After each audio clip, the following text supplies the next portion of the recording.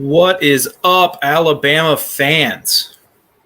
My name is Zach Remelius, and you are looking live at the voice of college football, Alabama Live postgame, as the Crimson Tide knock off the Mercer Bears 48-14. In these games, there's not a lot to talk about, just because these are games Alabama schedules or any team schedules to really show that they're going to knock off, prepare to play, the Floridas, the Auburns, the LSUs.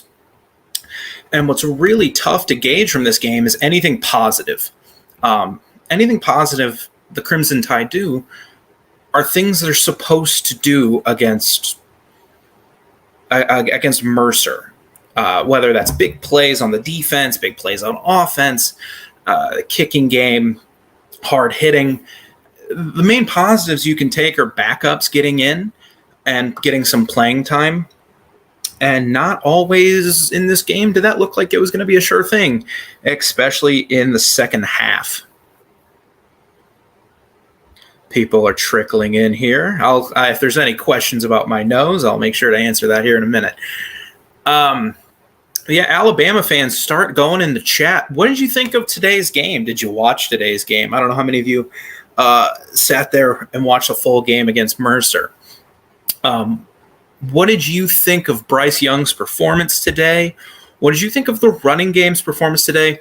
And should there be any concern that in the second half, Alabama only outscored the Mercer Bears 17-14? That's it.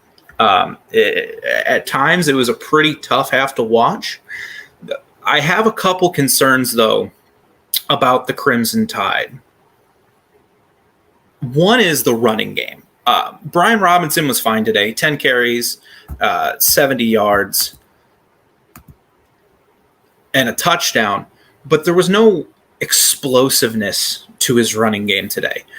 His long was 14 yards. He did have a touchdown. Milroe had a 14-yard gain when he came in on the last drive to play quarterback. And let me tell you, that kid is built like a truck. And he looks like he could be a lot of fun, maybe not as a quarterback, but doing some different things. He obviously needs a lot of work. And they talked about that on the broadcast today. I mean, other than that, Trey Sanders had a 16-yard game, but only 4.7 yards a carry against the Mercer Bears. That could be an issue. You look at what's coming up on the schedule. Next week, they have the Florida Gators. Then they take on your Auburns at the end of the season, LSU at the end of the season. After the game against Florida, they have games against Texas A&M. It's not going to be the easiest road for the Crimson Tide here, and that running game really needs to get going. It needs to be a little more explosive than what it has been. As far as the defense looked fine. In the second half, a couple mess ups, and you saw Nick Saban screaming and yelling some expletives. You could hear him mouthing, "Do your job," which was kind of funny. And that led to the Mercer quarterback, Fred Payton, 9 for 15, 159 yards and 2 touchdowns. For an FCS quarterback, he looked all right. And let me say that. Give Mercer a lot of credit. They came into the Bryant-Denny. They didn't look intimidated. They were flying to the football, especially early on. It's another thing I'm going to touch on with some negatives, because all you can take away from games like this are some nitpicky negatives. There's nothing real positive unless you want to talk about the backups. But those aren't going to matter come Florida next week in the Swamp. So, and we'll talk about that slow start. But the Alabama defense looked fine for the most part. Second half, when the backups started coming in, Mercer seemed to get things going a little bit, and the yardage was pretty close. But for the most part, not too concerned. Only 425 total yards today from the Crimson Tide. That's not going to cut it. That's not good enough, and I'm sure Saban will let them know. That's not good enough when you're the number one team in the country against an FCS team. I mean, I'm just pulling up the stats from Miami real quick. No, I do not want Disney Plus. I already have it. I mean, against Miami, 501 yards. So this is a game, obviously, too, where they're going to work on some things as they prep for their SEC schedule. They weren't always going to play their whole offense or do everything that this team can do. Bryce Young barely even looked like he wanted to run the ball, let alone direct quarterback scrambles or whatever they have in their playbook with Bill O'Brien. So, I mean, offensively, you can talk about the lack of a explosive running game. But the main thing I also wanted to talk about here as far as negatives go, and then Alabama fans, I want to get you guys in the chat talking. What are your concerns as you dive straight first into your SEC schedule next week against Florida? That start was pretty bad. They didn't come out looking ready to play on offense. I mean, first drive of the game, 4-yard run, 4-yard pass, sack, punt. Second drive, incomplete pass, 10-yard run for a first down by Robinson. Woohoo. 1-yard run, incomplete pass, offside penalty, another first down.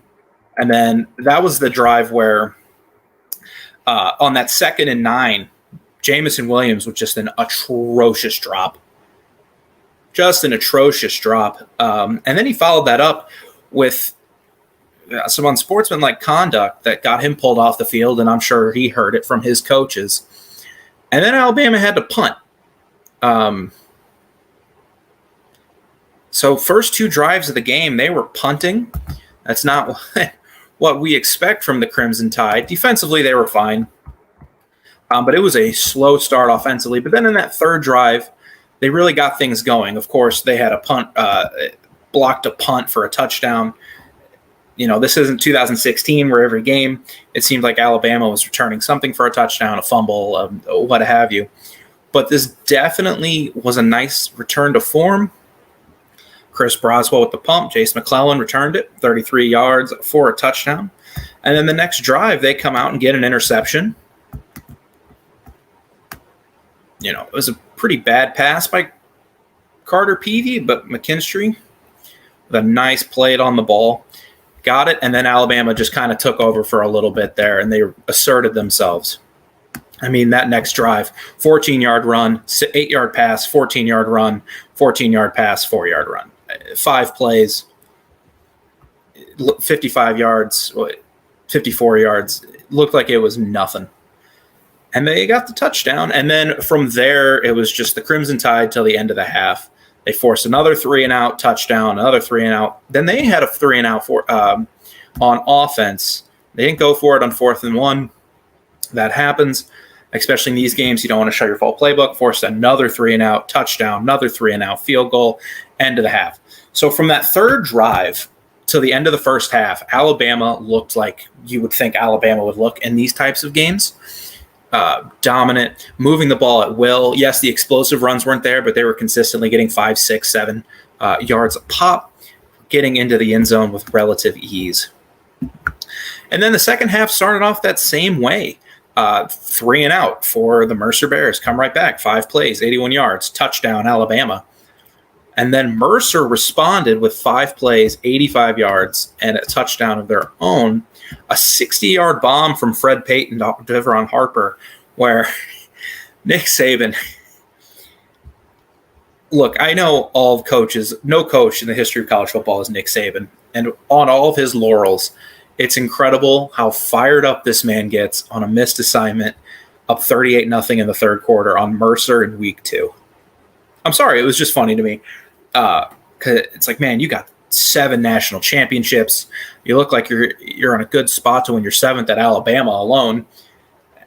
Mistakes happen, and I understand you can't have these kind of mistakes, though, against Mercer, especially when you get down the line. And even if they aren't challenged in the SEC, with how some of these teams are looking, they're going to be challenged in the playoff, especially offensively. Georgia and Clemson defenses look awesome. And then, you play Oklahoma, you got to be able to score some points, and you can't be can't be giving up those deep shots. So, of course, understand why he was mad. It's just kind of funny. Alabama, though, comes back, 5 plays, 64 yards, touchdown.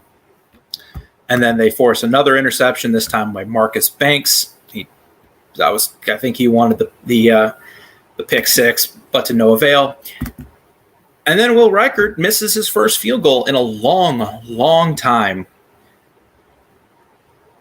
You can learn a lot about your depth in these games, but sometimes no positives come out because holy cow, his streak of 19 Tide fans that he missed or he made in a row. Back come the Bears, down 45-7, 7-yard run, 1-yard run, a defensive holding call, a little but I think he got the call. They kind of just drove it down the field, 8-yard run later, and then a 22-yard pass. That was the one where directly you could see Saban on the sideline yelling expletives, do your insert word here, job. And that was kind of funny. And then, of course, they come back with a field goal. Reichert starting a new streak. And that's the final score there. It's 48-14. As the Crimson Tide are now 2-0.